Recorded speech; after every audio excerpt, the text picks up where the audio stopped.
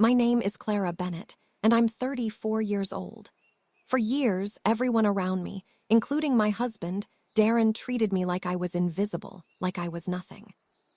But I had been waiting, quietly, learning and planning, and the moment was coming when the world would see exactly who I really was.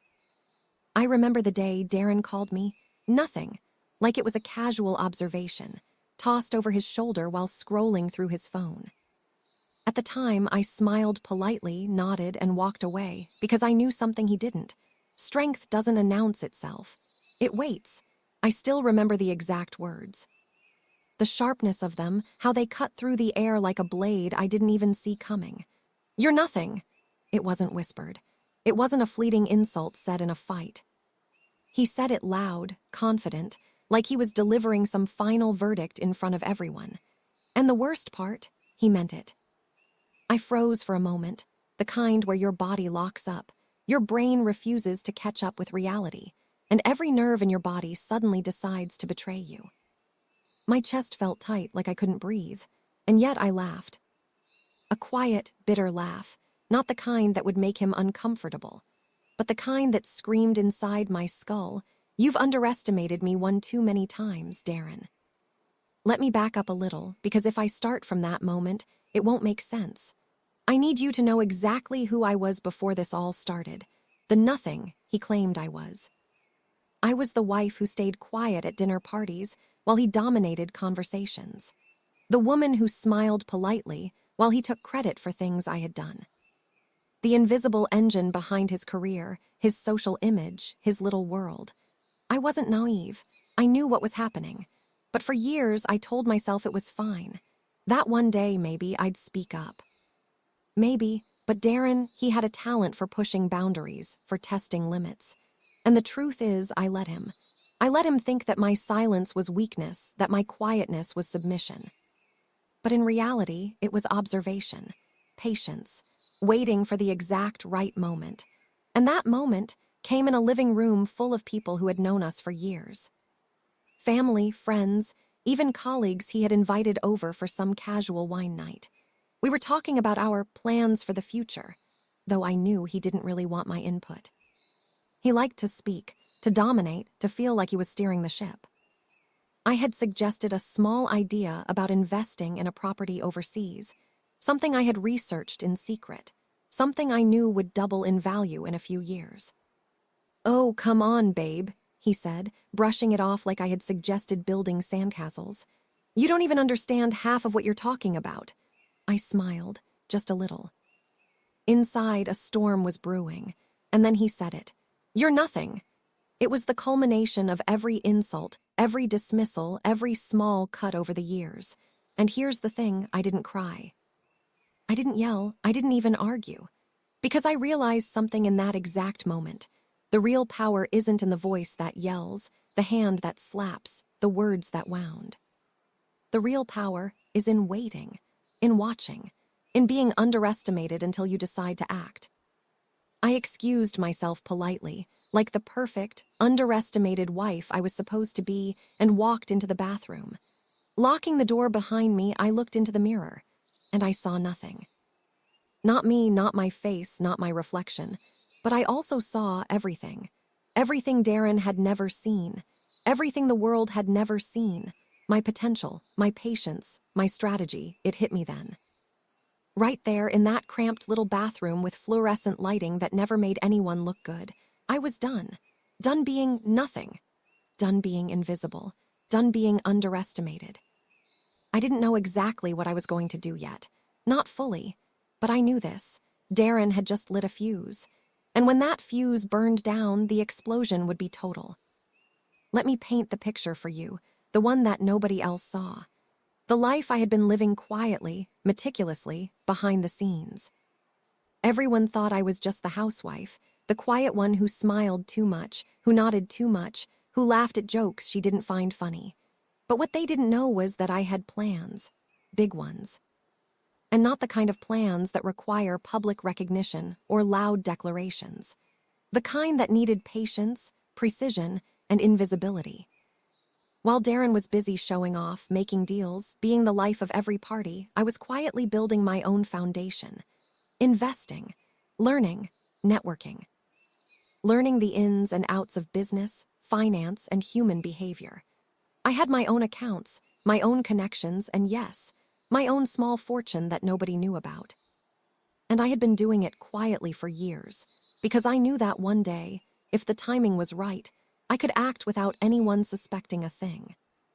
But Darren's words, "You're nothing," that was the catalyst. That was the spark that told me, the time is now. I didn't make any rash decisions that night. I didn't storm out. I didn't scream. I sat quietly, drank a glass of water, and let the words settle. By the time everyone had left, I was calm. Too calm, maybe. I had already started calculating. Step 1, disappear, quietly. Make him think he's lost nothing, while I quietly remove myself from his reach. Step 2, build leverage. Every mistake he's made, every lie he's told, every friend he's deceived, I would document it. Step 3, wait for the perfect moment. Then, act. And as I lay in bed that night, pretending to sleep while Darren snored beside me, I realized something else. The beauty of being underestimated is that people never see the storm coming. The next morning, I did something simple, elegant, and shocking, all at the same time. I left, not with a dramatic scene. Not with threats, not with screaming, I simply left. A few bags, a list of accounts I had quietly set up, a few key contacts who I knew I could trust. That was it. And I went dark. I didn't text him. I didn't call him, I just vanished. At first, I think he was confused. Denial, maybe. He called a few times, left messages, texted me. "Where are you? Please talk to me." What did I do? I ignored every single one. And in that silence, I tasted freedom. Darren's world started to wobble almost immediately. He couldn't understand what was happening. To him, I was nothing. And suddenly, nothing was gone. He called friends, colleagues, even his parents. "Where is she?" he demanded. "Did she leave me? Did she take everything?" I smiled quietly, somewhere far away as I sipped my coffee. Because here's the thing, I hadn't taken everything. Not yet, but I was ready. And for the first time in years, I felt powerful. Being called nothing isn't just an insult, it's a challenge, a dare, a test. And Darren had thrown it down without realizing it. I wasn't going to answer it the way he expected. I wasn't going to beg, fight, or justify. I was going to outlast him, outthink him, outmaneuver him. The quiet, underestimated woman had finally decided to speak, and she wasn't whispering anymore. I didn't plan to disappear like some dramatic movie scene. No slammed doors, no yelling at him about how he underestimated me. That would have been too obvious, too satisfying in the short term, but I had bigger plans. Plans that required patience, invisibility, and a quiet hand. So I vanished. The first step was the simplest: leave behind the life Darren thought he controlled. I packed a few bags, but only essentials. My laptop, a change of clothes, some documents I had meticulously prepared over years of quiet planning. I didn't need much, because what I had hidden away was enough to create a new world. The key, nobody knew about it. Not my friends, not his friends, not even our families. They all thought I was the timid, compliant wife, the one who didn't need much. But that perception had been carefully cultivated for years. Every smile, every nod, every "yes, dear" had been a brick in the wall I was now walking away from. I didn't leave a note. I didn't post on social media. I didn't even send a text. Silence was my ally. The first day was almost thrilling.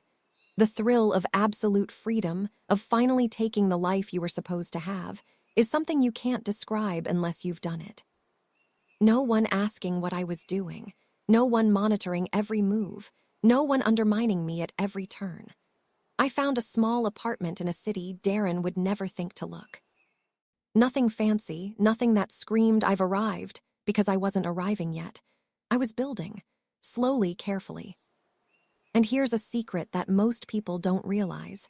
Disappearing isn't just about leaving, it's about watching. Watching how the world reacts when you stop being part of it. By nightfall, I had already started monitoring Darren. Not like a stalker, but strategically. Mutual friends, social media updates, Messages that slipped past him because I had access to accounts he thought were private. Every small panic, every confused text, every late-night call he made to friends. It was like watching a man slowly realize the ground beneath him was not as solid as he thought. People always think that disappearing like this requires running away with a suitcase full of cash. But that's not how power works. Cash is temporary. Control is permanent. Years ago, I had quietly built a network of investments, a few companies, some real estate enough that I could support myself without relying on Darren. And the beauty of it, he had never suspected. Every time he flaunted his success or mocked my financial ignorance, he didn't realize I had been playing a completely different game. I logged into one of my accounts and smiled. Small numbers on a screen that to anyone else looked insignificant, but to me, they were everything. The freedom to move, to act, to wait for the perfect moment. And wait I would. By day 2, the first ripple had formed. Darren didn't know where I was. He assumed I had run off somewhere dramatic, or maybe had been kidnapped, or worse, that I had finally left him. Every call went unanswered, every message ignored. I watched him panic, not openly, of course. That would have been too early. But through mutual contacts, I could see the cracks forming. He called his mother. She was calm, at least on the surface, but the messages I intercepted told a different story. He was trying to spin a story. She must be upset. I didn't mean to hurt her. Pathetic. He called his friends. Some of them laughed nervously, clearly unsure how to respond. He sent me texts that I intentionally ignored, each one more desperate than the last. Where are you? Please just talk to me. I need you. This isn't funny. It wasn't funny, at least not in the way he thought. It was thrilling. Because the truth is, Darren had built his identity around control. And now, for the first time in his life, he had none. I didn't just disappear to sit in silence and watch him unravel. No, that would have been amateur hour. While he panicked, I began building my new life, quietly, efficiently, strategically. I rented a small office space in the city and started meeting with contacts he didn't know I had. People I had helped quietly over the years, people who owed me favors, people who respected me more than they respected him. I opened a few accounts under pseudonyms. Nothing illegal, just smart financial maneuvers that gave me leverage. By the end of the first week, I had laid the groundwork for a network that Darren had thought I couldn't even begin to understand. I also started documenting everything. Not for revenge, not yet. But for power. Every mistake he made while I was gone, every lie, every arrogant claim he broadcasted, I captured it. Emails, texts, screenshots, recordings. Every crumb would eventually feed into the table I was setting. The first time I truly felt the thrill of it was the night I saw him at a mutual friend's dinner party, without him knowing I was watching. He was charming, smiling, telling a story about a missing wife in a way that painted him as the victim. I didn't confront him. I didn't yell or storm in. I didn't even make my presence known. I simply recorded it. Every word, every smirk, every self-important gesture. That night I realized something. Power doesn't announce itself, it waits. It grows quietly in the shadows. And when it finally steps into the light, it's unstoppable. By the end of the second week, I had started reaching out subtly to people Darren had manipulated over the years. Not to confront them, not yet, but to plant seeds of truth to test the waters. I discovered quickly who could be swayed, who would resist, and who would play along for the right price. Some were shocked when I spoke. Some laughed at first, but I could see the gears turning. And I knew, just like I had known every time Darren had underestimated me, this game was mine to play. I had disappeared, but I was far from gone. I was everywhere he didn't think to look, watching, planning, waiting. Here, what people don't understand about being underestimated. It's a superpower. Every time someone calls you, nothing. Every time they dismiss you, every time they believe you're weak, it fuels something inside. Something quiet, something they will never see coming. I began to feel unstoppable. Not because I had wealth or connections or knowledge, though all of those helped, but because I finally understood my own power. The power of patience, of invisibility, of letting the world think you're harmless while quietly building an empire behind the scenes. And Darren still thought he had all the control. The thought made me smile every single day. I didn't just want to disappear. I wanted to reinvent myself. Part of that meant creating a new identity, one that Darren couldn't track, and one that allowed me to step into spaces he had always dominated. I changed my email addresses, opened new social media accounts, and even enrolled in online business courses under a pseudonym. I knew that to take control of the life I wanted, I needed to understand every angle, every opportunity Darren had ignored or underestimated. And slowly, piece by piece, I started building a life that was mine, a life that he could never touch. Weeks passed. Darren's frantic attempts to find me grew more desperate. I could see it in the way he moved socially, how he slipped, how he stumbled, how the facade of confidence he had built so carefully began to crack. I stayed in the shadows, quietly enjoying the collapse of the man who once thought he owned me. I didn't need to strike yet. That would come later. For now, I was patient, waiting, preparing, watching, and all the while I reminded myself, the quiet, underestimated woman doesn't scream to prove her power. She waits, and when she finally moves, the world shakes. Weeks had passed since I vanished, and the thrill of freedom had only grown stronger. But freedom alone wasn't enough. I wasn't disappearing just to prove a point or savor the panic in Darren's eyes, though, believe me, that was a delicious bonus. No, I was reclaiming myself, my identity. The part of me that had been buried under years of being called nothing. It started small. New routines, new habits, new connections. Every detail was intentional. Every interaction was a step toward something bigger. I wasn't just building a life. I was building a persona Darren couldn't touch, a self he would never see coming. I spent hours in front of the mirror, not to look at myself, but to study myself. Not physically, though I admit, even I had to adjust the wardrobe, the hairstyle, the subtle confidence in the way I carried myself. No, I studied my expressions, my posture, my energy. I needed to look untouchable, calm, collected, and above all, underestimated. Every gesture I practiced, every smile, every nod, it was all deliberate.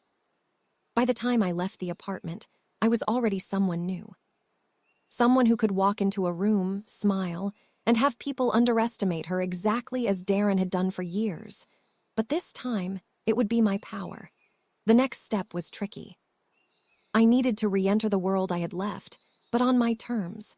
Not with fanfare, not with confrontation, but quietly, strategically. I started by observing Darren's social network. Mutual friends, professional acquaintances, even distant relatives. I didn't reach out yet. I just watched. And oh, it was satisfying. Darren was cracking under the pressure of my absence. Not only had he lost the woman he considered nothing, but his social dominance was fading. Invitations he used to send were being declined. Colleagues he considered loyal were beginning to whisper behind his back.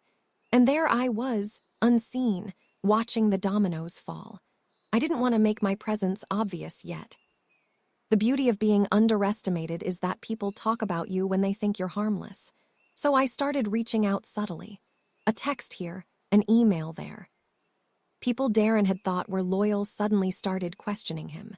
Small comments, casual hints, anecdotes, nothing traceable, nothing overt. And each time I did this, I felt the thrill of watching him stumble, like a spider spinning a web and slowly tightening it around its prey. The first person I tested this on was Mara, one of Darren's longtime colleagues. She had always been polite to me, but slightly dismissive. Sweet little housewife, she called me once in private, while Darren laughed. I sent Mara a message, casual, friendly, nothing alarming. Just a reminder of some business issue Darren had mismanaged months ago. Mara responded quickly, almost too quickly. That's when I realized she wasn't loyal to him. She was loyal to competence. And now she had a reason to question his judgment. While Darren floundered in panic, I started building my own reputation in the background. Not flashy, not social media viral yet, but quietly. I reached out to business contacts, offered advice, made connections. Every message I sent, every meeting I attended was part of a larger plan. Create a presence that Darren couldn't anticipate. By week 3, people were starting to notice. Mutual friends started asking questions. Where is she? What is she doing now? I didn't answer directly. I let the curiosity grow. Let the whispers build, because whispers are powerful. They make people talk. They make people underestimate less obvious threats. And the best part? Darren had no idea. I knew I had to test my new identity in public, not to confront him, but to see how much influence I still wielded without anyone realizing it. I attended a networking event under my pseudonym. New hair, new wardrobe, subtle confidence. People didn't recognize me at first, but I quickly realized I didn't need recognition. I needed presence. My ideas, my energy, my insight, it drew people in without me ever raising my voice. And yes, I caught glimpses of Darren. He didn't see me, not at first. But when he did, there was that tiny flicker in his eyes, the first hint that he was realizing he had misjudged me. While I moved in the physical world, I also built a digital shadow. New accounts, new channels, subtle posts that showcased expertise, insight, and calm intelligence. Nothing traceable back to me yet, but slowly the pieces were falling into place. I began using social media to plant small seeds. Insights that Darren would eventually be forced to react to, questions that people in his network would ask themselves. Wait, was he really as competent as he seemed? It was all very quiet. But it worked. By the end of the first month, Darren was showing cracks. Small mistakes at work, miscommunications with friends, a growing sense that the world was shifting under his feet. And it thrilled me, but I had to be patient. Not because I didn't want revenge, because the most devastating moves are never rushed. Real strength waits, and I had waited years. I could wait a little longer. I started reconnecting with a few people who had been underestimated, dismissed, or outright ignored by Darren. People who had quietly respected me, but were afraid to speak up while he held sway. One of them, Alex, was brilliant but overlooked. He had a business idea that Darren had scoffed at months ago. I offered guidance, subtle support, and a partnership under my pseudonym. The results were immediate. Alex began to flourish, and Darren, completely oblivious, took the credit, or tried to, and failed. I smiled quietly, let him scramble, let him stumble, let him think he was still in control. It's hard to describe the feeling of stepping back into the world that dismissed you and realizing you are stronger than anyone thought. Stronger than Darren, stronger than anyone else who had ever doubted you. I had freedom. I had influence. I had a network that was growing quietly, secretly, but powerfully. And I had patience, more than Darren could ever comprehend. The realization hit me like lightning. I wasn't just reclaiming identity. I was reclaiming power. My power. And the best part. He didn't even know it yet. I didn't want to strike yet. Not publicly. Not until the moment was perfect. But I couldn't resist a little taste. Through subtle nudges, I began influencing Darren's network. Clients he relied on started questioning him. Decisions he made months ago were quietly being exposed, and friends began to whisper doubts. It wasn't loud, it wasn't public, but it was effective, and it felt divine. The world had underestimated me for years. My husband, my family, my friends, they all thought I was quiet, compliant, and weak. But quiet isn't weakness. Compliance isn't submission. And weakness, it's only weakness if you let it define you. I had spent years learning, building, observing. And now, finally, the world was about to see it. I had reclaimed my identity, my confidence, my network, my power. And Darren was about to learn that real strength doesn't announce itself. It waits. I had reclaimed myself. I had built influence. I had quietly begun to make Darren stumble, and each small slip of his was like a confirmation that patience is a weapon. But now it was time to step deeper into the game. To move beyond whispers, subtle nudges, and invisible networks. This wasn't just about reclaiming identity anymore. It was about taking control. about showing that someone who had been dismissed as nothing could orchestrate chaos without ever raising their voice. And the target of my next move was Darren's professional world. Darren was always proud of his business image. Perfectly tailored suits, confident handshakes, that smug smile that made people feel both awe and fear. To the outside world, he was untouchable. But I knew better. I had spent years observing, years noting the cracks he was too arrogant to notice. His employees who were afraid to tell the truth, his clients who relied on him for charisma rather than substance, and most importantly, the mistakes he had covered up, small ones that, if exposed, would unravel everything. I didn't just want him to stumble, I wanted him to fall. And to do that, I needed evidence, allies, and strategy. I started with the people closest to Darren in his professional life, those he assumed were loyal. Some were genuinely loyal, but most were loyal only as long as he was in power. That loyalty was fragile, and I knew how to exploit it. I reintroduced myself under my new identity, attending industry events, reaching out to contacts who had worked with Darren, and subtly planting seeds of doubt. I didn't attack him directly, not yet. Instead, I asked questions, shared insights, and made connections that would later amplify the cracks he had spent years hiding. It was fascinating to watch. People who had once dismissed me began to seek my opinion. They shared information freely. And Darren, he remained blissfully unaware. It didn't take long. Darren had been running a long-standing con without even realizing it fully himself.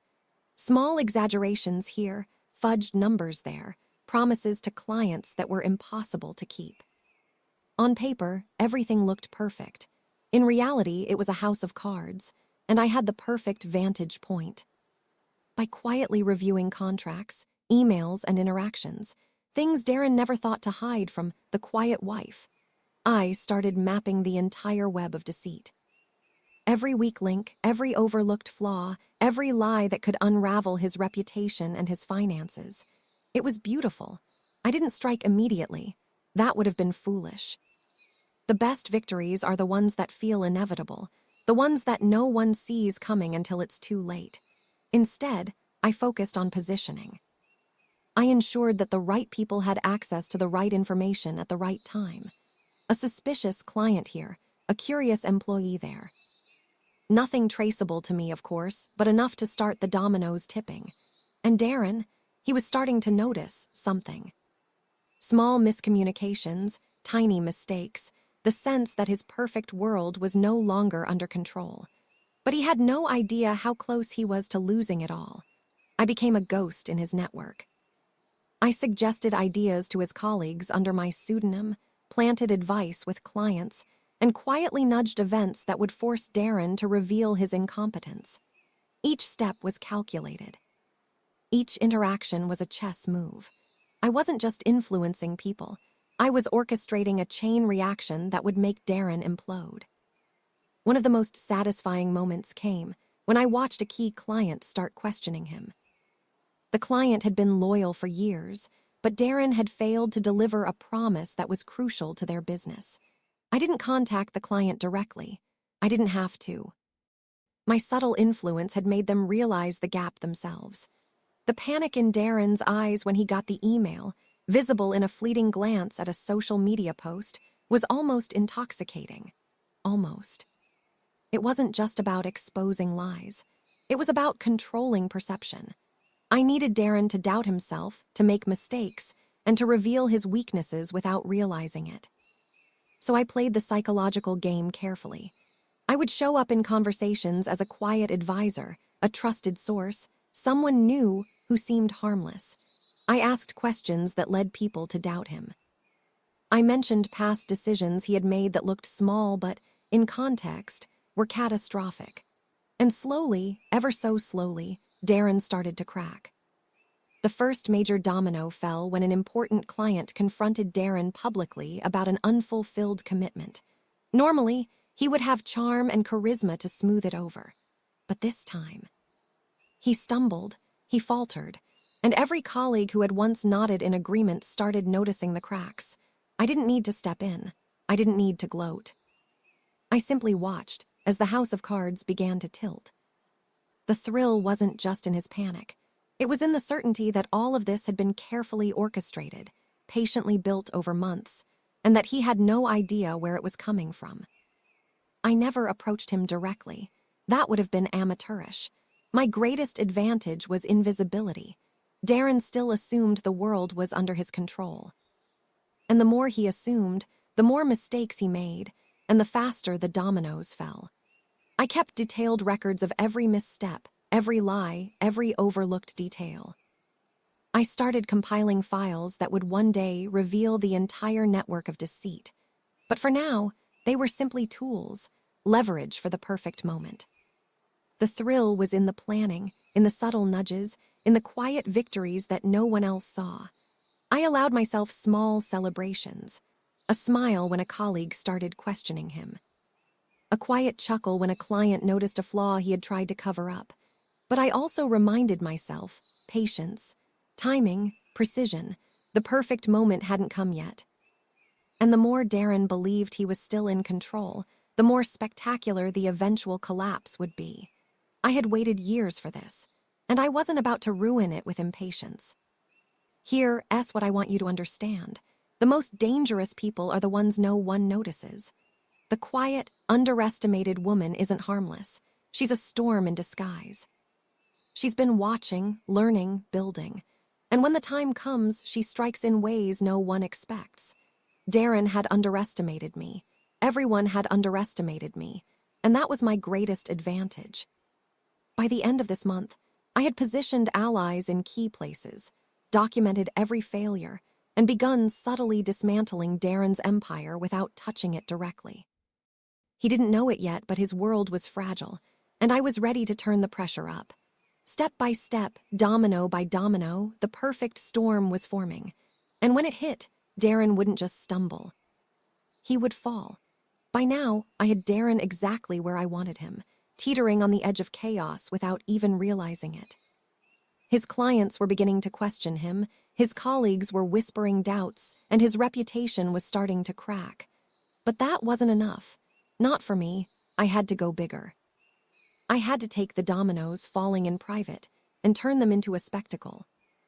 A viral storm that would expose him fully, not by me shouting at the world, but by letting the world see his own mistakes amplified. And so, the viral strategy began. I didn't dive straight into social media shouting matches. That would have been obvious, reckless.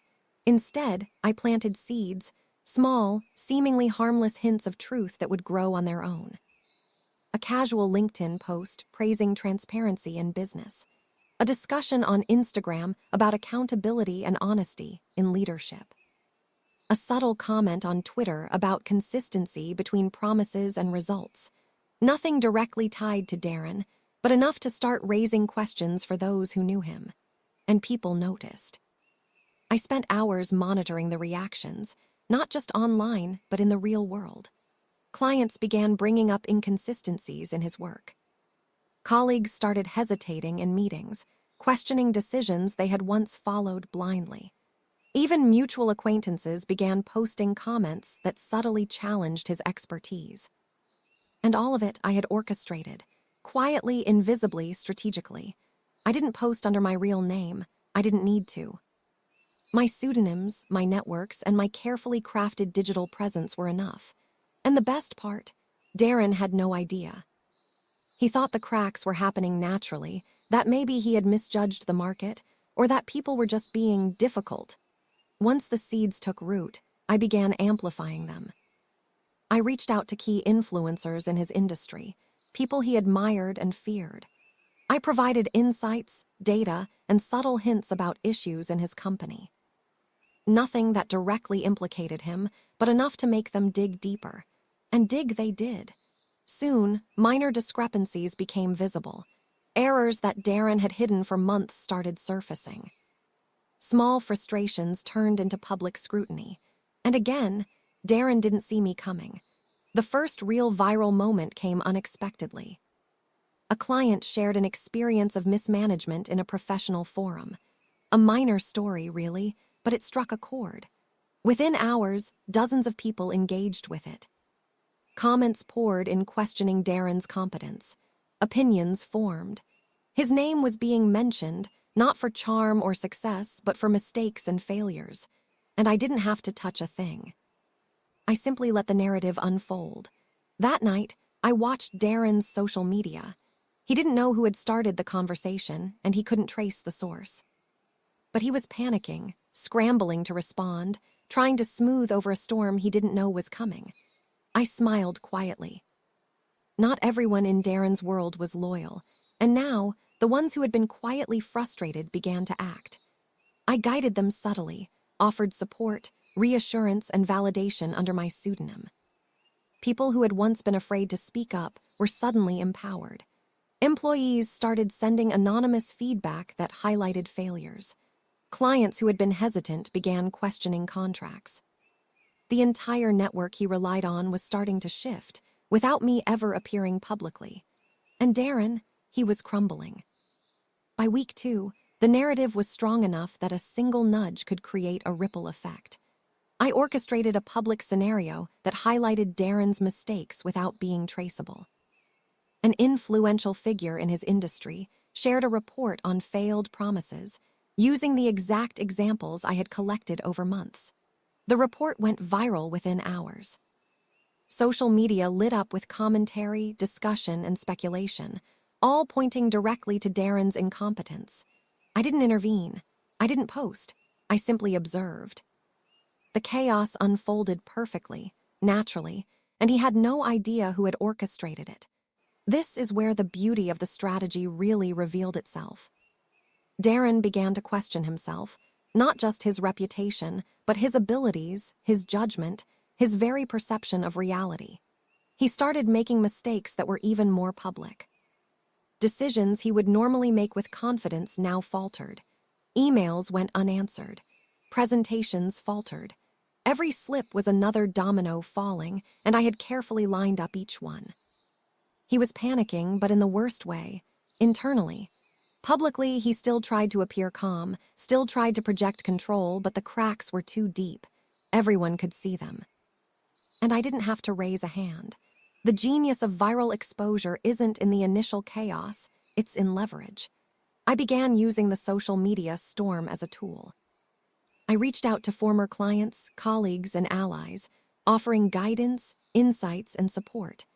Everyone was grateful, unaware that I was quietly the architect behind the entire sequence. Through these interactions, I gathered even more material, small admissions, subtle confessions, public posts, that would eventually become undeniable proof of Darren's failures. And once again, he didn't know. By the end of the month, Darren was openly panicking. Clients were questioning him directly. Colleagues were avoiding his calls. Social media chatter was relentless. And he was scrambling for explanations, blaming circumstances, blaming others, blaming anyone, but never realizing the quiet, underestimated woman who had orchestrated it all. I watched it unfold from a distance, savoring every moment. And yet, I reminded myself to stay patient. The first wave of exposure wasn't the final wave. It was just the beginning. Viral strategy isn't just about public humiliation. It's about control, perception, and timing. By letting the world reveal his failures, I didn't just weaken Darren. I amplified my own power while remaining invisible. Every post, every comment, every ripple of doubt was a piece of a puzzle. And as the puzzle came together, I felt something I hadn't felt in years: absolute control. The quiet woman who had been called nothing was now orchestrating the fall of the man who thought he controlled everything.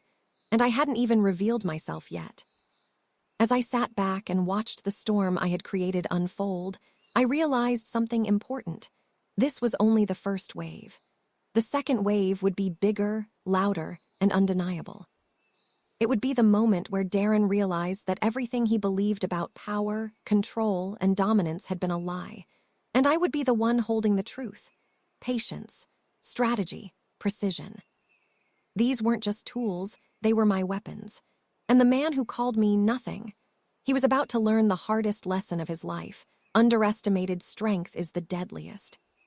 By now, Darren was a man on edge. Not openly. He still tried to keep his composure in public, but I could see it in the little things. The way he tapped his fingers during meetings, the way he hesitated before sending an email, the way his voice wavered when answering questions he used to breeze through. And I had nothing to do with it, at least, not directly. That's the beauty of psychological chess. You don't strike until your opponent has already begun to play into your hands. You manipulate without touching, guide without being seen, and wait while the pieces move themselves into place. Darren was beginning to feel the walls closing in. Clients and colleagues were questioning his judgment. Public perception was slowly turning against him, but he didn't know why. And that's where I stepped in, quietly, invisibly, like a shadow brushing across the board. I began dropping subtle hints in the right places.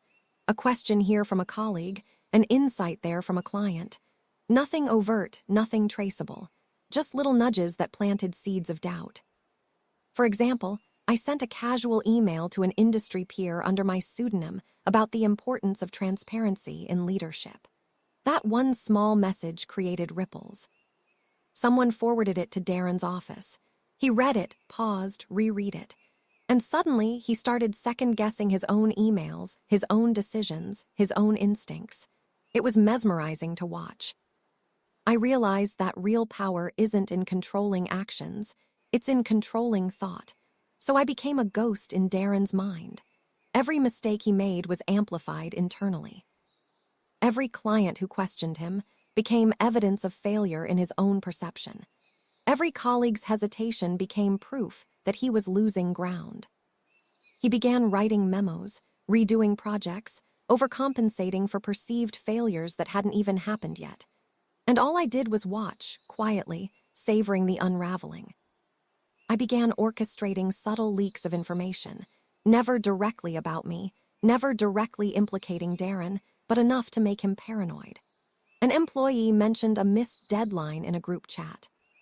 A client brought up a contract clause that had been overlooked. A friend made a casual remark about accountability. Each small piece of information was calculated. Darren began questioning everyone and everything. He called meetings, demanded explanations, and the cracks grew wider. But I didn't intervene. I let him dig the hole himself. The best traps are ones your opponent walks into willingly. Darren's greatest weakness wasn't skill, it was ego. He believed he was always right, always clever, always in control. And I used that against him. I sent anonymous insights through his digital network, questions he couldn't ignore, challenges he couldn't resist responding to. Each interaction played to his arrogance. He felt compelled to act, to defend himself, to maintain control. And in doing so, he made mistakes. Big ones. It happened during a virtual board meeting. A key client asked about a financial discrepancy. Normally, Darren would have had a prepared response, a confident dismissal, a smile that masked any uncertainty. Not this time. He faltered. He misquoted numbers, misrepresented timelines, contradicted previous statements. And the reactions were immediate: confusion, whispers, hesitation. And I watched from afar, quietly documenting every slip, savoring the unraveling. Part of psychological chess is isolating the opponent. Darren relied on networks of loyalty, friends, and colleagues. But the cracks I created began to isolate him naturally. Employees who had once flattered him began seeking advice elsewhere. Clients who had relied on his charm began demanding evidence. Friends who had been loyal began questioning decisions. I didn't have to force it. My previous viral strategy, subtle nudges, and psychological manipulation did it for me. And the result? Darren was alone, doubting himself at every turn. The perfect environment for the next move. I decided it was time to push him further, but carefully. I orchestrated a scenario where a minor business error, a mistake he could have caught in a normal state, would escalate because of his own paranoia. I didn't touch anything. I didn't interfere. I simply allowed him to navigate a path I had subtly arranged. The result was spectacular. He overreacted, contradicted himself, and exposed vulnerabilities to clients, colleagues, and peers, all while thinking he was being proactive. I smiled quietly. This was the power of patience and invisibility. This was the kind of strength no one expects. The most satisfying moment in psychological chess isn't victory, it's self-inflicted defeat. During a one-on-one meeting with a key associate, Darren admitted, quietly and desperately, that he wasn't sure how to fix things anymore. He didn't realize that everything he revealed had been carefully orchestrated by me, from the perspective, the information, and the timing. He thought he was confessing to a friend. In reality, he was confessing to me, without knowing it. Even as the pieces fell, I stayed in the shadows. I didn't step forward. I didn't gloat. I became a master of subtlety, guiding events without ever revealing my hand. The world saw Darren's mistakes, his panic, his unraveling. They didn't see me, quietly orchestrating every move. That invisibility is power. True power. The kind that no one sees until it's too late. By the end of the month, Darren was a shadow of the man he thought he was. Decisions he would have made in seconds now took hours. Every interaction was strained, every email double-checked, every client call trembling with fear. And the irony. He believed all of it was self-inflicted, that the world had turned against him naturally, that he was simply failing on his own. He didn't know he was playing into my hands. He didn't know the game had been set long ago. There's a saying, the loudest storms are often the quietest ones waiting to break. I had been that storm. Quiet, underestimated, overlooked. And Darren, he had never seen it coming. Psychological chess isn't about rage or revenge. It's about patience, observation, and timing. It's about making your opponent act against their own interests without ever touching them. I had built the board, moved the pieces, and set the traps. And Darren was running right into them. The storm wasn't over yet, not by a long shot. I reminded myself patience, timing, precision. I had created the perfect environment. A man stripped of confidence, isolated from allies, doubting his own instincts. Every mistake he made was another piece in the puzzle. And soon, the final moves would begin. When they did, Darren would realize too late that the woman he called nothing had been orchestrating everything from the very beginning. The quiet, underestimated woman always wins because she doesn't announce herself. She waits. The moment had arrived. Months of observation, patience, planning, and subtle manipulation had led me to this point. Darren had been unraveling quietly, psychologically trapped in a web he couldn't see, and I had the final pieces ready. It was time for the first strike. I didn't plan anything dramatic. No confrontation, no shouting, no revenge-fueled theatrics. That would have been childish. No, my strike had to be calculated, strategic, precise, and public enough that the dominoes would begin falling in a visible way, without ever revealing me as the architect. Yet. I started with Darren's professional network. All the documentation I had collected over the past months, the emails, contracts, client complaints, financial discrepancies, was organized and ready. But I didn't send anything directly to him. That would have tipped my hand. Instead, I leveraged the social circles I had quietly nurtured. Former clients, overlooked colleagues, industry contacts who had grown suspicious of Darren's perfection. And even some former friends who had quietly admired my intelligence. I let them see the cracks I had been documenting. Nothing blatant, nothing accusatory, just enough for them to question him themselves. It started with a casual post. A former client shared a story on LinkedIn about a critical project Darren had mismanaged. The post was professional, objective, and seemingly unrelated to me. But the timing, combined with my previous subtle nudges, amplified its impact. Within hours, the post had been shared, commented on, and discussed. Clients began emailing Darren for explanations. Colleagues whispered in meetings. Industry contacts discussed the incident in private forums. And Darren, he didn't know how to respond. Every defensive attempt he made only confirmed the doubts in everyone else's minds. I watched it all unfold from my safe distance, smiling quietly. The beauty of this first strike was that it wasn't about me. I didn't appear anywhere. I didn't speak to the press, post on social media, or call anyone directly. The world was uncovering Darren's mistakes without knowing that I had orchestrated the revelation. That's the essence of real power. Influence without presence. Manipulation without detection.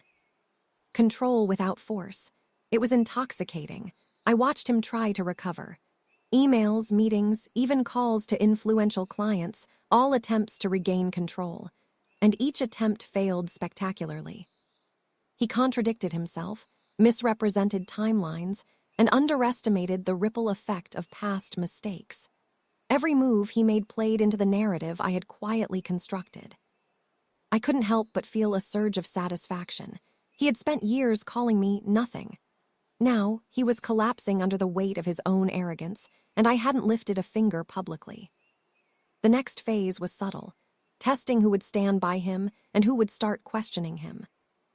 I reached out to a few allies under my pseudonym, providing small pieces of information that hinted at his incompetence. One by one, colleagues began to ask questions in meetings, subtly challenging his decisions. Clients began requesting clarifications, not realizing that I had orchestrated the conditions for these challenges to emerge. Darren was panicking silently, doubting himself more and more. And I stayed calm, I stayed invisible, I stayed in control. Within a week, the first strike had created a ripple that was impossible to contain. Clients who once praised Darren now voiced concerns. Colleagues who had once nodded obediently began questioning his judgment. Friends and acquaintances noticed a shift in his confidence and demeanor, and all the while, he had no idea why. The panic was internalized, personal, and increasingly frantic. Here's the crucial part of this first strike. I didn't just weaken him professionally, I weakened him psychologically. Darren began second-guessing every decision, every word, every action. He started making mistakes that compounded on each other. He couldn't trust his instincts anymore. He couldn't trust his network. And worst of all, he couldn't see the hand guiding the chaos. I had turned the tables. I had become the ghost in his system, the invisible architect of his downfall, and he didn't even know it. The satisfaction wasn't in revenge, it was in precision. I didn't need to gloat, shout, or confront. The chaos was self-inflicted. Every misstep, every falter, every contradiction was orchestrated by my subtle manipulations, and Darren couldn't even see the game. And that, I realized, was the ultimate power. Victory without exposure, influence without recognition, control without force. The first strike wasn't the end. It was a test, a way to measure Darren's reactions, identify weaknesses, and plan the next moves. I noted every email he sent, every statement he made, every client conversation. I documented contradictions, lapses, and vulnerabilities. Every piece of information would be invaluable for the strikes to come. And the best part, he was walking into the next phase unprepared, thinking he could recover from a storm he didn't even see coming. Revenge isn't always about anger. It's about reclaiming what was stolen. Darren had stolen years of confidence, of recognition, of voice. He had called me nothing in front of the world. But now, quietly, invisibly, I had become the force behind his unraveling. It wasn't about hurting him. It was about balance. It was about proving that underestimated strength doesn't need to announce itself. It waits. And when it finally acts, the impact is undeniable. As I watched the first dominoes fall, I reminded myself, patience, observation, precision, this was only the beginning. The first strike had destabilized him, but the next moves would be louder, bolder, and unavoidable. I wasn't done, not even close. Darren's empire was crumbling, and I was still invisible. The final reveal, the moment where the world would see everything, was approaching, and he would never see it coming. By now, Darren was teetering. The first strike had shaken his world, but the real chaos was about to begin. Here's the thing about people. Loyalty is rarely absolute, it's conditional. And when cracks start appearing in a leader, colleagues and allies begin looking for someone stronger, someone safer, someone more competent to follow. I had positioned myself perfectly. I wasn't visible yet. I wasn't confronting anyone. I was patient, observing the shift, nudging it quietly like a puppeteer tugging invisible strings. It started subtly. Mara, one of Darren's closest colleagues, had always been loyal to him, until my quiet influence reached her. A casual insight here, a data point there, suggestions under my pseudonym she believed were coming from a trusted industry source. Slowly, doubts seeped in. She began asking questions in meetings. Soft questions at first. Are we sure about this timeline? Did we double-check the numbers? Nothing overt, nothing that screamed defiance, but enough to make Darren falter. His eyes flashed with irritation, but he couldn't dismiss her. He knew she was right. And that hesitation, that crack, was contagious. Within days, others noticed. Colleagues who had been passive for years began questioning his decisions. Clients who had been loyal for years started asking for clarifications and second opinions. And Darren, he still thought he was in control. He didn't see the invisible wave turning against him. Once Mara shifted, the rest of the network started to follow. People talk, people gossip. People watch how others respond before deciding where to place their loyalty. And my subtle nudges ensured that those conversations always hinted at Darren's failings without pointing directly to me. Every comment, every suggestion, every insight planted under my pseudonym or quietly shared by allies amplified the cracks. One of the most satisfying moments came when a senior client requested a formal review of Darren's recent projects, a review he hadn't anticipated. The request spread through his office, causing panic. Colleagues whispered, clients questioned timelines, and Darren was forced to justify actions he had never properly documented. And I didn't need to intervene. I just watched, quietly, as the dominoes began to fall. The key to turning allies isn't just showing incompetence, it's providing an alternative. I reached out subtly to a few influential players in Darren's circle. Advice, guidance, reassurance, under my pseudonym, of course. Nothing that tied back to me directly. But enough to make them realize there was a better path forward, someone they could trust. Suddenly, those who had once been loyal to Darren began seeking my guidance, unaware it was me. And each of them who shifted became another vector for the dominoes, amplifying the exposure and panic Darren couldn't contain. Watching the allies turn was fascinating. Darren, isolated by his own hubris, couldn't understand why people he considered loyal were now questioning him. He overcompensated, micromanaged, and tried to assert dominance. But the more he pressed, the faster he alienated those who had once followed blindly. I didn't have to push. I didn't have to confront. I simply set the stage, nudged the pieces, and let the natural inclination toward self-preservation take over.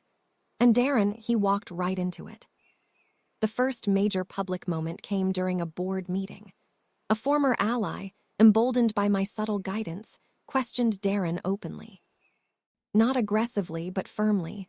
Are we sure this aligns with what we promised clients? Have we checked all the numbers? Darren stumbled. He contradicted himself. He over-explained. And in that moment, everyone in the room realized cracks in his leadership they had never openly acknowledged. It wasn't a dramatic collapse, but it was the first domino in the chain of public exposure. I watched the recordings later, a smile tugging at my lips. Every hesitation, every falter, every self-contradiction, meticulously orchestrated months in advance. Once the first allies turned, the effect expanded naturally. Colleagues began seeking guidance from sources outside Darren's immediate control. Clients began requesting independent verification. Former friends and industry connections started noticing patterns of mismanagement and failure. And the more they shifted, the more Darren panicked internally. He didn't see it coming, couldn't trace it, and every attempt to regain control only reinforced the perception of his failures. Throughout all of this, I remained invisible. Darren never suspected me. Not directly, not even subconsciously. All the movement, all the chaos, all the fractures in his network were happening without my presence. And that, more than anything, made the impact so complete. Invisibility is power. underestimation is a weapon, and I had both in abundance. I could see it now, fear, frustration, doubt, not the dramatic, cinematic kind. No shouting, no threats. Just internal panic. The kind that gnaws at you silently, makes you question every instinct, and undermines every decision. He started double-checking everything. Every email, every contract, every interaction. He overcompensated, made mistakes, and alienated the very people he needed to support him. And I didn't touch a thing. The chaos was self-inflicted. Turning allies was only the beginning. The real crescendo, the moment when the world would see Darren's failure in full, was coming next. I continued documenting every slip, every contradiction, every faltering decision. My files grew thick with evidence, timelines, and digital breadcrumbs. Not for revenge yet, but for the final reveal, the ultimate strike that would leave Darren exposed in a way he could never recover from. Patience remained key.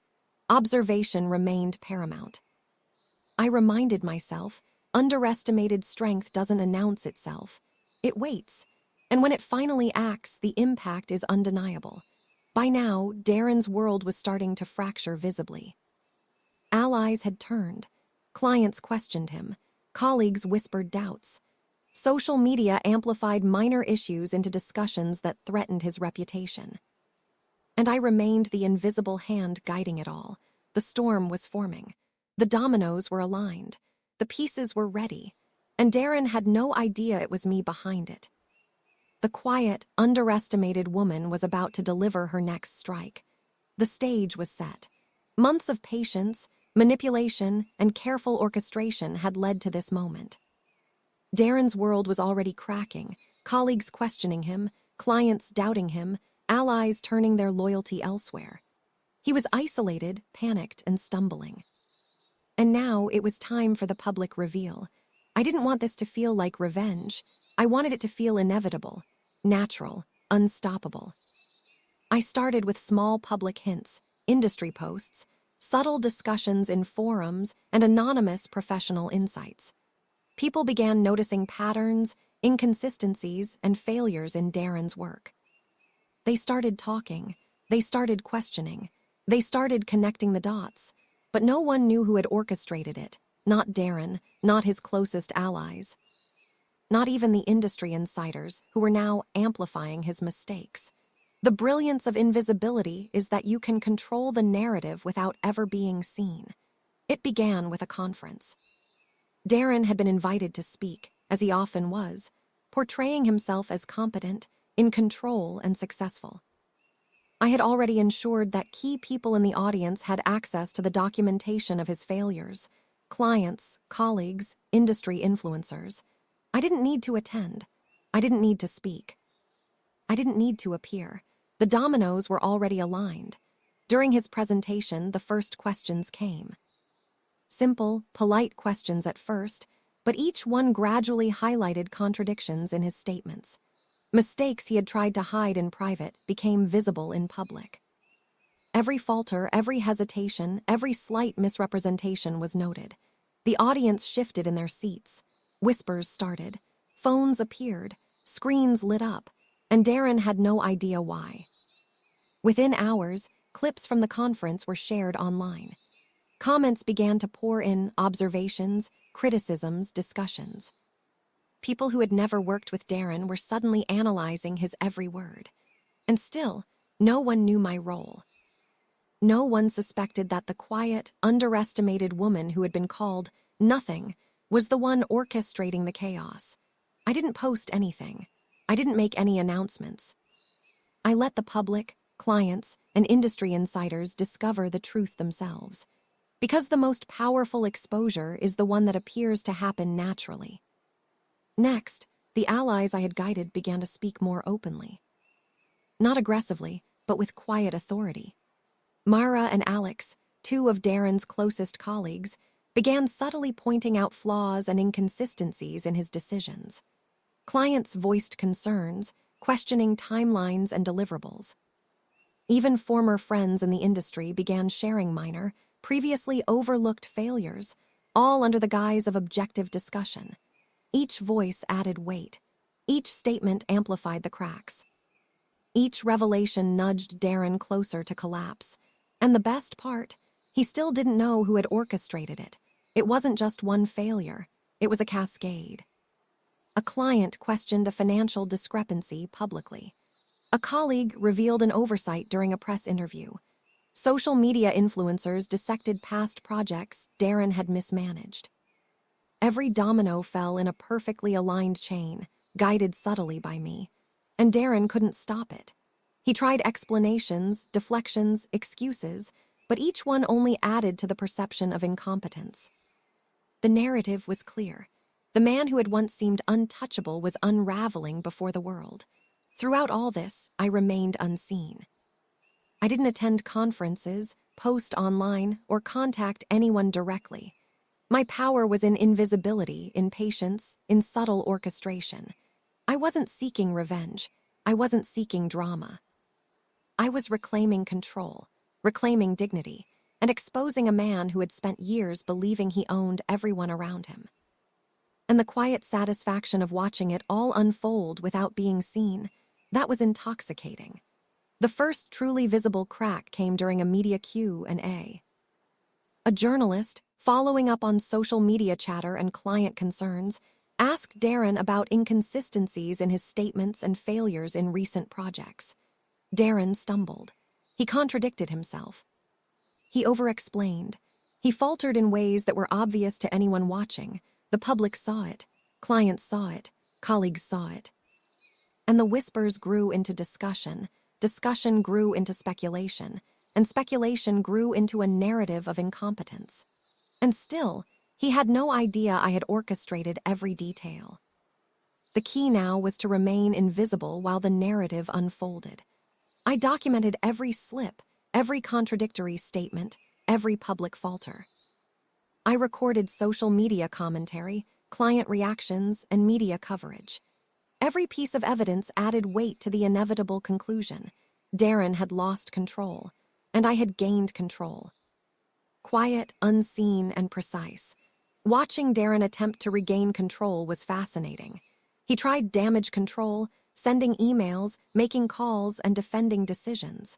But the momentum was against him. Every effort to assert control backfired. Every misstep became amplified in public perception. He didn't realize that he was a pawn in a game he had never even seen being played. And that, more than anything, was the sweetest part. The first public reveal was just the beginning. The dominoes had started falling, the allies had shifted, and the world had begun to see the cracks. But the final moves, the undeniable, overwhelming reveal of Darren's incompetence and arrogance, were still to come. I had patience. I had timing. I had precision. And the man who had called me nothing. He was about to learn that underestimated strength doesn't announce itself. It waits. And when it finally strikes, it leaves no room for denial. Being underestimated is a kind of power. Every insult, every dismissal, every casual dismissal of intelligence fuels something deeper, something invisible, something unstoppable. I had waited, watched, and orchestrated. And now the world was finally seeing Darren as I always had, flawed, fallible, and vulnerable. The first public reveal was only the beginning. But it was enough to make him question everything, his control, his competence, and his perception of the world. And I stayed invisible, because real strength doesn't announce itself, it waits. And Darren was about to find out the hard way. The first public reveal had done its work. Darren was cracking, professionally, socially, psychologically. But cracks aren't enough to bring down someone who still clings to pride, ego, and denial. To finish the job, to turn panic into collapse, the tipping point had to be reached. And I had spent months building the perfect storm. Darren was stumbling more openly now. Clients were no longer asking politely, they were demanding explanations. Colleagues no longer whispered, they challenged him in meetings. Former allies openly questioned decisions he had once made confidently. All of this was happening without my presence. I didn't speak. I didn't post, I didn't even reach out. The momentum was mine. The invisible dominoes were falling exactly as I had planned. And the key to the tipping point, timing. Every human has pressure points, situations where stress exposes weakness. Darren had several: public perception, social proof, and his own ego. I applied them all simultaneously. I ensured that clients who had been quietly frustrated now voiced their concerns in visible forums. Colleagues began escalating minor mistakes into larger discussions. Social media, fueled by subtle nudges and viral amplification, was dissecting Darren's every public statement. And I documented every reaction, every misstep, every falter. Each one was another piece of the puzzle I would ultimately reveal.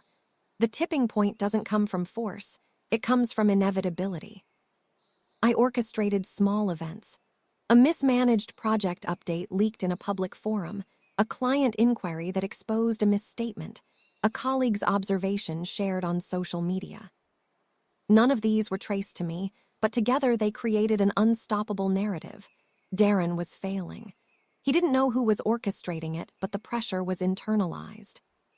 He was panicking silently, and every attempt to regain control only amplified the perception of incompetence. Allies were now openly questioning him. Friends were voicing doubts. Clients were demanding independent verification. And Darren was alone. He started second-guessing his decisions, retreating into micromanagement, and alienating those who remained loyal. Every attempt to assert control backfired. Every confident statement he tried to make sounded defensive, hesitant, unsure. The tipping point was near. I didn't confront him personally. That would have been unnecessary, but I prepared the environment for public confrontation to occur organically.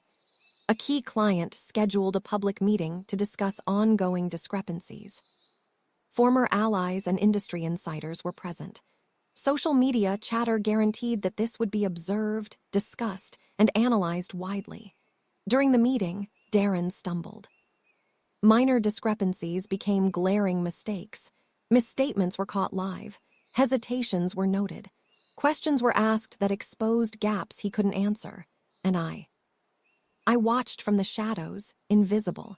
Once the public meeting ended, the momentum accelerated. Clips of Darren faltering were shared online. Industry forums dissected his statements. Clients demanded clarification, contracts were reviewed, and timelines were questioned. All of this without me lifting a finger. All of this unfolding naturally. The dominoes were falling faster than he could manage. The tipping point was no longer a moment, it was a wave. The beauty of reaching the tipping point is watching someone collapse under their own perception of failure. Darren began making mistakes he hadn't made before.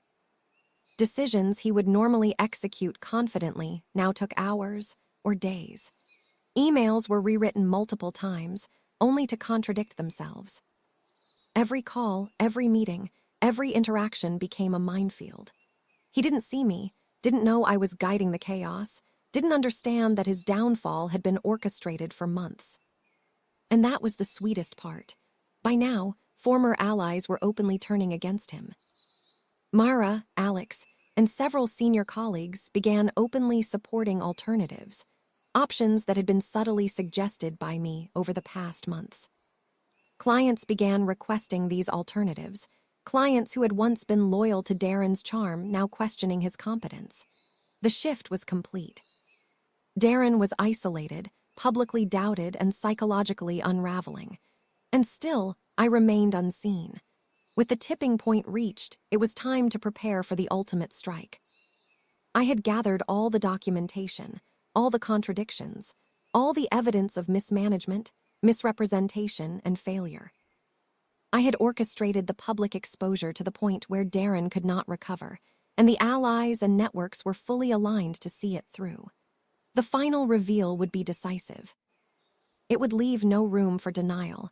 It would show the world exactly who Darren had been, and I would remain invisible until the perfect moment. Patience, precision, timing. All the qualities that had carried me this far would now deliver the final blow. The tipping point is a fragile, exhilarating moment. It is the culmination of patience, strategy, and invisible power. Darren had called me nothing for years. He had underestimated my intelligence, my observation skills, and my patience.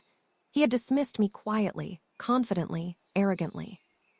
And now, as his world crumbled around him, the truth was undeniable. Underestimated strength is the deadliest power of all. I had waited, planned, and orchestrated. The tipping point had been reached. And the final reveal was about to strike. The storm was coming. And Darren had no idea it was me who had been directing it all along. The storm had been building for months. Darren's cracks were no longer whispers, they were public knowledge. His allies had turned. Clients questioned every move. Colleagues no longer trusted him. Social media was dissecting every falter. The tipping point had passed, and now it was time for the ultimate reveal. I had everything ready: documentation, emails, contracts, recordings, and timelines. Every piece of evidence of Darren's arrogance, incompetence, and long-running deceit had been meticulously collected. But the brilliance of the final reveal wasn't in the evidence alone. It was in the orchestration. Timing was everything. Public attention had to be focused, allies aligned, and the narrative airtight. Every detail had to leave no room for excuses, no room for deflection, no room for denial. And most importantly, I had to remain invisible until the moment was perfect. I didn't post anything under my real name. I didn't send a single direct message. Instead, I leveraged the networks I had carefully built over months. Industry insiders, former clients, and colleagues began noticing the culmination of Darren's mistakes. A major industry forum became the stage. I had ensured that the key figures who had been quietly gathering evidence were ready to speak. The leaks, the missteps, the failures, all would be highlighted publicly. And the audience, vast, influential, and perfectly positioned to witness his collapse. The allies who had shifted loyalty were now the ones delivering the evidence. Mara, Alex, and other colleagues began presenting documents, screenshots, and timelines that exposed Darren's long-standing failures and deceit. It was methodical, professional, relentless. Darren tried to respond, but every word he uttered only reinforced the narrative. Every excuse was contradicted by evidence that was now public. Every attempt to justify past decisions crumbled in real time. And still, no one knew I had orchestrated this entire scenario from behind the scenes. The reveal went viral instantly. Clips of the forum were shared widely. Social media exploded with commentary, analysis, and dissection.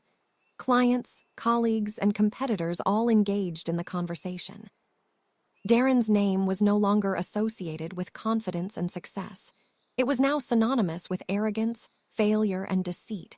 The most exquisite part. He still didn't understand who had orchestrated the entire downfall. He still thought it was a series of coincidences, a cascade of bad luck, or internal betrayal that he couldn't control. And I remained invisible. The final reveal wasn't just about public humiliation, it was about psychological domination. Darren watched the collapse unfold. Every reaction was documented, every statement analyzed, every attempt at recovery noted. He was trapped in the perfect storm, exposed publicly, isolated professionally, and doubting himself completely. He was no longer in control. He hadn't been in control for months. And the realization of that truth, finally dawning upon him, was the ultimate satisfaction. While Darren's world crumbled, I stepped quietly into my own power. I didn't need to gloat publicly. I didn't need to shout, confront, or declare victory. Everything I had built, every alliance, every connection, every subtle manipulation, had already done the work. And yet, the satisfaction of seeing the man who called me nothing, finally confronted with the truth, was indescribable. The quiet, underestimated woman had reclaimed her dignity, her influence, and her control, all without anyone realizing it was me until the final revelation of my orchestration. In the days following the reveal, Darren's empire began to collapse. Clients withdrew contracts. Colleagues resigned or distanced themselves. Social media scrutiny intensified, with experts analyzing the mistakes and public failures. Former friends and associates quietly acknowledged the careful orchestration behind his downfall, though none could pinpoint me as the architect. The chaos was perfect, the timing flawless, and the impact irreversible. There's a unique satisfaction in invisible victory. I didn't need headlines. I didn't need recognition. I didn't need revenge in the conventional sense. My triumph was quiet, calculated, and unstoppable. I had been dismissed, underestimated, and called nothing by the man who once thought he owned my worth. And now he was nothing in the world's eyes, while I remained unseen, undefeated, and in control. Power isn't always about visibility. Strength isn't always loud. True influence is patience, precision, and strategy, the ability to orchestrate outcomes without anyone realizing who is behind them. I had waited, observed, and acted when the moment was perfect. I had turned invisibility into dominance, patience into a weapon, and underestimated strength into undeniable truth. And the man who called me nothing. He had learned the hardest lesson of all. The quietest storms leave the most devastation. As Darren disappeared from public view, attempting to salvage whatever remained of his reputation, I quietly resumed my life. I wasn't the person I had been before. I was stronger, wiser, and infinitely more aware of the power that patience and strategy provide. I had proven, to the world and to myself, that real strength doesn't announce itself. It waits, observes, and acts when the moment is perfect. The quiet, underestimated woman had finally revealed her strength, and the world, Darren included, would never forget it. The chaos had passed. Darren's world had crumbled. The public had witnessed the full extent of his failures, and those who had once questioned my worth were now forced to reckon with it. And me. I was finally free to step out of the shadows. I didn't announce it. I didn't make a statement. I didn't need to. The victory wasn't in the world knowing, it was in knowing myself. For years, Darren had defined me with a single word. Nothing. He had dismissed my intelligence, my patience, my subtle influence. He had assumed my quiet nature was weakness. And now I was everything he was. The first step in reclamation was simple. I reclaimed my dignity. I didn't need public applause to validate what had been accomplished. I didn't need revenge beyond the carefully orchestrated collapse. The dignity I had lost under Darren's shadow, over years of subtle belittlement and disregard, was mine again. Every document I had meticulously prepared, every nudge, every patient observation that had brought Darren to ruin, wasn't just about strategy. It was about proving to myself that I could reclaim my power in a way that was intelligent, invisible, and undeniable. And it worked. In the weeks following Darren's collapse, whispers began circulating. People speculated about how such a downfall could have happened. Former colleagues, clients, and even industry analysts discussed the careful orchestration behind the chaos. And while no one ever traced it to me directly, I knew the truth. I had turned invisibility into mastery, patience into power, underestimation into dominance. The world didn't see me yet, but they would always feel the impact. The greatest part of reclamation wasn't just public recognition, it was the transformation inside. I realized that for years, I had been underestimated because I allowed the world to define me by its expectations. I had waited, observed, and learned. I had honed patience, strategy, and subtle influence, and now I was unshakable. Strength doesn't always announce itself. Power doesn't always roar. Sometimes it waits quietly and acts with precision when the moment is right. I was that power. Darren's collapse had ripple effects far beyond him. Former clients approached me for guidance, unaware that I had been orchestrating events behind the scenes.